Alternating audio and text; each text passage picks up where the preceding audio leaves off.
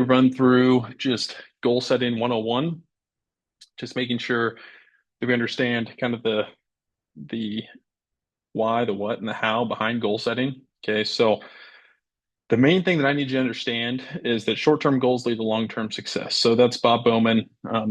He's the guy that was Michael Phelps' coach for a long time, and we're going to talk about just how we set these short-term goals that lead to long-term growth and long-term success. A lot of guys are really good at the long-term side of things, and they focus um, on the results, which is more of a long-term thing rather than focusing on the daily process that they need to go through in order to get there. And so that's what we're going to cover tonight. Okay, so why is goal setting important?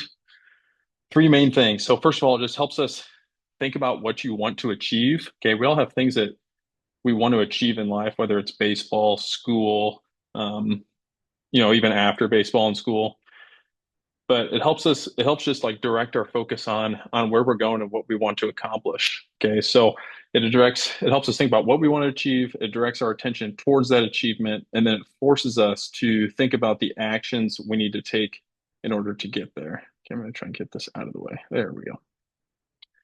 Okay, so what do we want to achieve?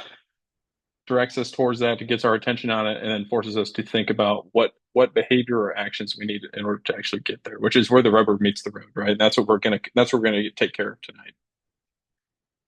So the thing that I want you to think about is like not having goals is like playing golf without a hole, right? So the whole point of golf is to get the ball in the holes in short of or as few strokes as possible. And so if we don't know where the hole is, it's pretty much impossible to play golf, right?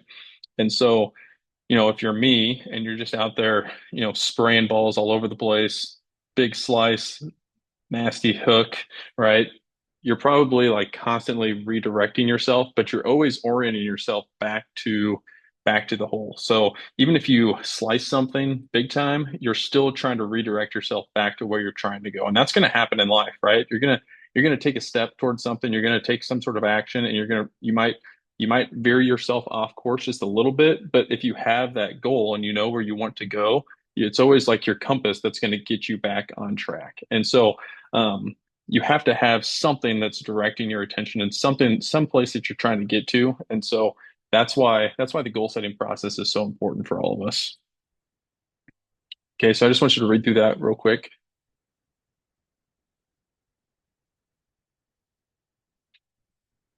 So Harvey Dorfman, he's a big sports psychologist, especially in the baseball world. He wrote the ABCs of pitching. He's a big mental game baseball guy. But goals help players sustain their efforts and enable them to evaluate themselves on a regular basis. Overall, goals provide the vision of the foundation of the player's development. So a lot of us have a goal of throwing harder, right? Or maybe your goal is, even think bigger picture that a lot of us want to play college baseball. And so that would be like our long-term goal. And that's why a lot of us are here, right? And we know that if we want to play college baseball, then a lot of us think, okay, I need to throw harder, right? So that's kind of a shorter term goal. I need to throw harder so I can play college baseball. And then some people are like, okay, well, if I want to throw harder, I need to gain some weight. I need to put in some muscle mass, right? And so that's even a shorter goal, right? Or a shorter term goal that helps us throw harder, which ultimately helps us play in college. And so um, if we don't have the goal of playing in college or playing varsity baseball or just competing at the highest level possible, then we don't even really know where to start, right? So it provides the vision, and then from there you have to find a roadmap that gets you there. And so that's why goals are so important. Okay, the other thing is they help us sustain our efforts and enable us to evaluate ourselves on a regular basis, right? So back to the golf analogy, you take your shot, right? You might slice it into the other fairway, like I tend to do from time to time, but then you're like, okay, well, did that action move me closer? Nope. I need to make some sort of adjustment, right? I need to, close off my club face or something, whatever it is. It'll get me back to hitting the ball straight and move me closer to my goal, which is the hole, right? And so we're constantly wanting to evaluate ourselves, evaluate our actions, and determine, okay, are my actions moving me closer to what I ultimately want to accomplish? So how do we do it?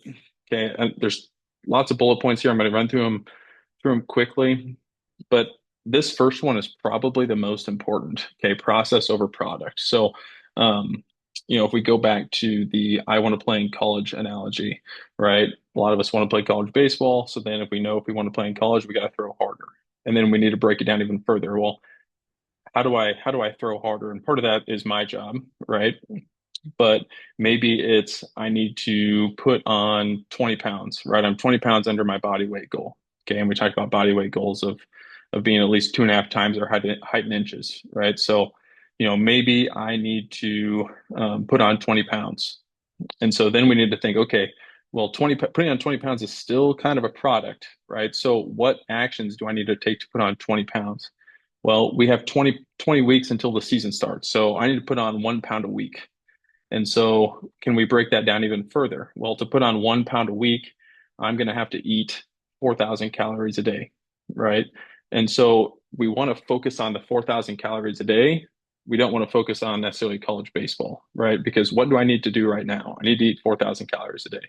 I need to do my mobility. I need to hit this squat, right?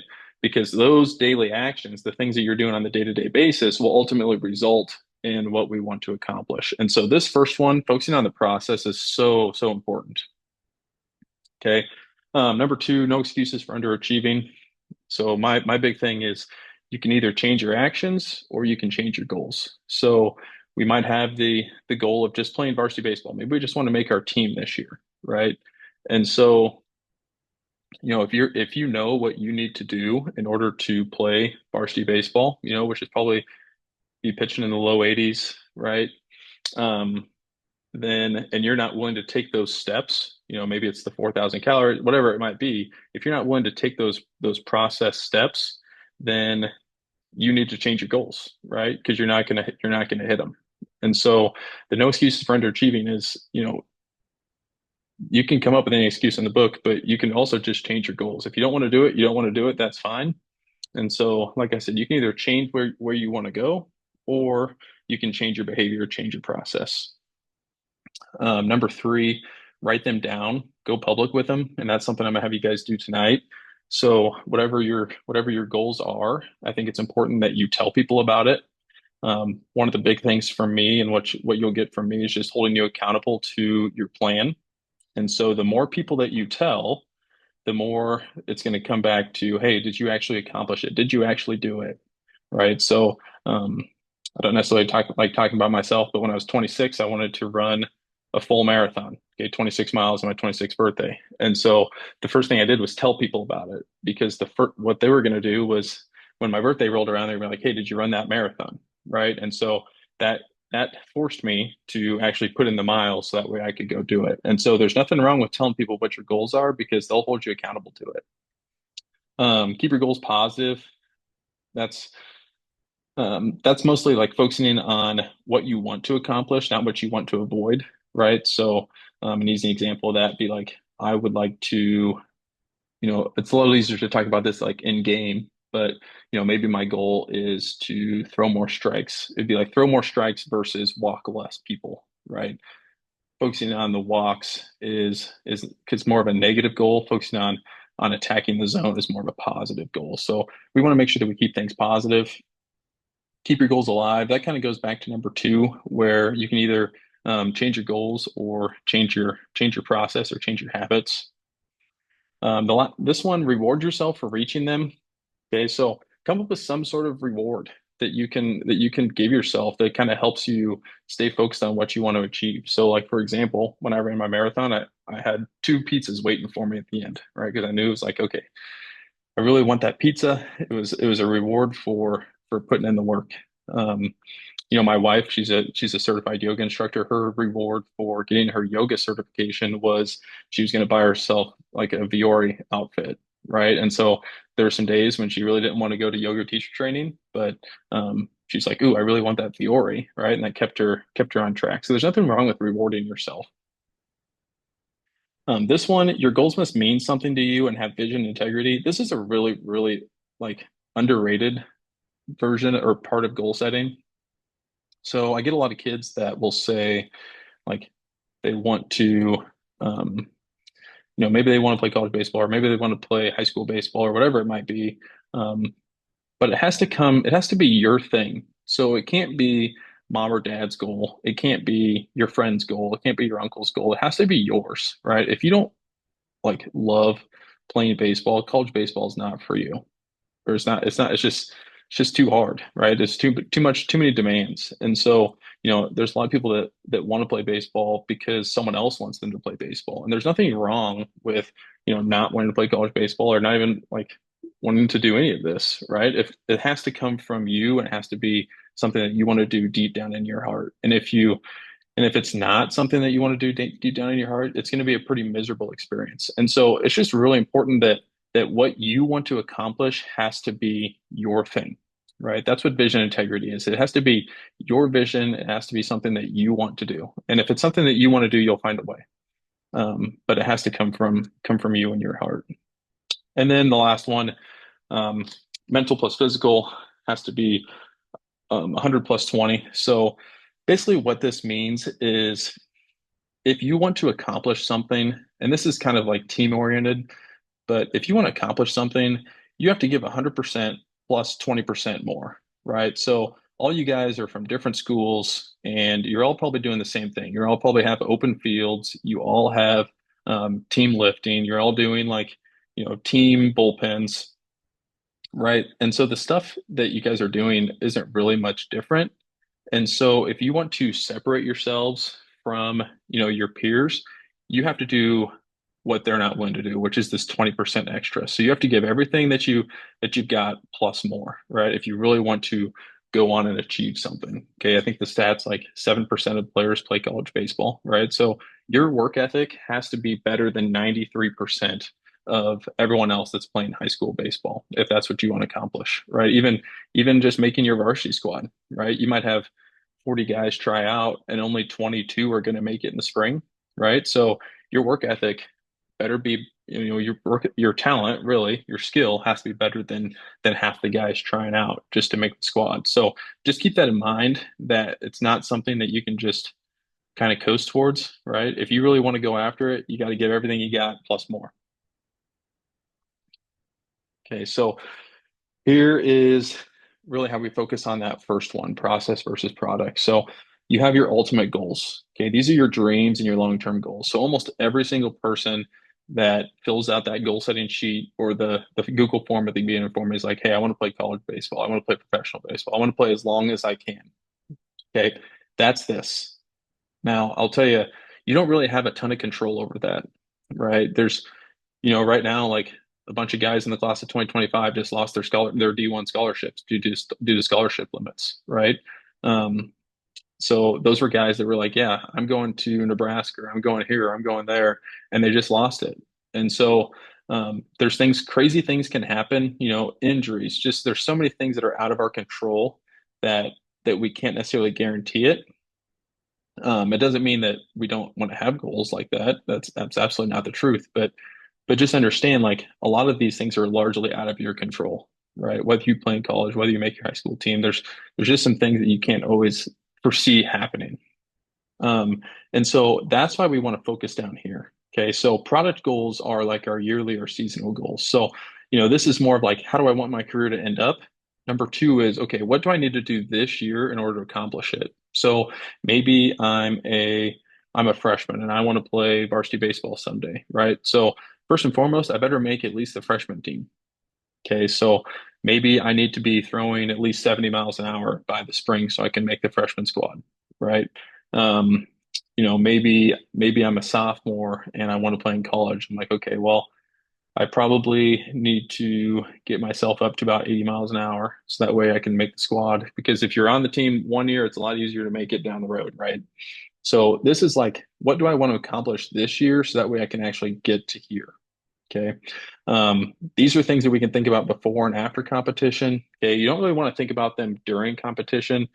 Um, I can give you a story on that. My junior year of college, my ERA was 17 at the end of the year. And the reason it was 17 is because I was thinking the entire time about what my ERA was. And the more I thought about my ERA, one of my goals was to keep an ERA like under two. And the more I thought about my ERA, the more it went up.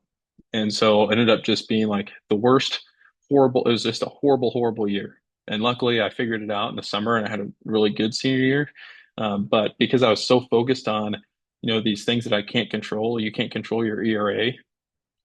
It got me into big trouble, and I had a horrible year. I basically lost an entire year of college because of it. So that's part of the reason why this goal setting thing is so important to me.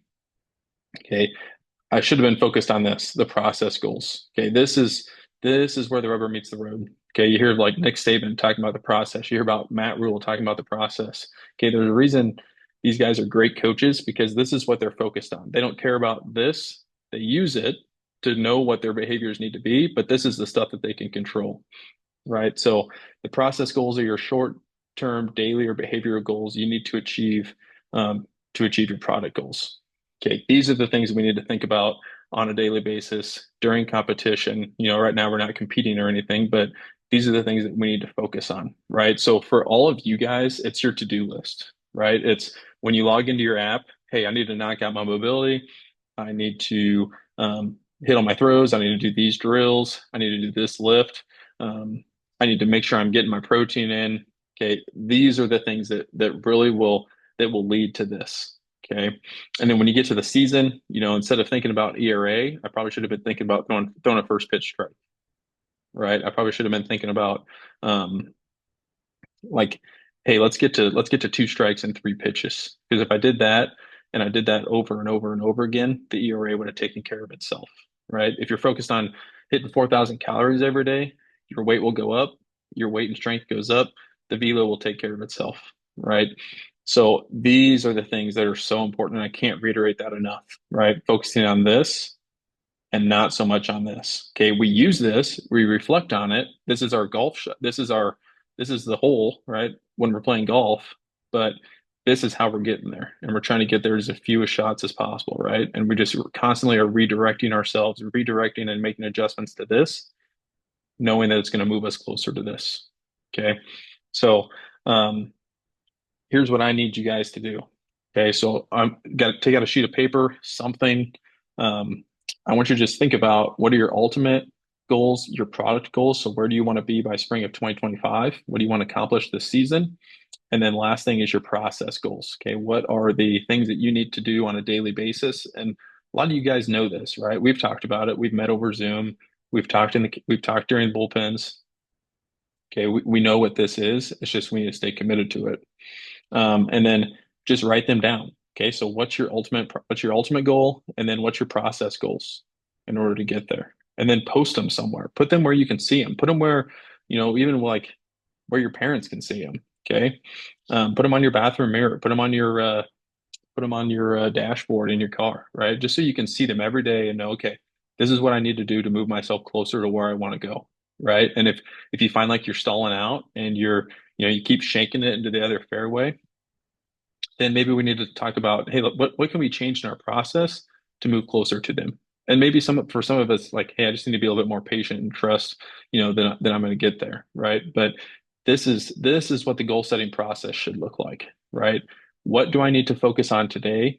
Maybe even break down your 4,000 calories even more. Like, hey, I need to eat 5 peanut butter and jelly sandwiches tomorrow, right? I need to meal prep so that way I can get there.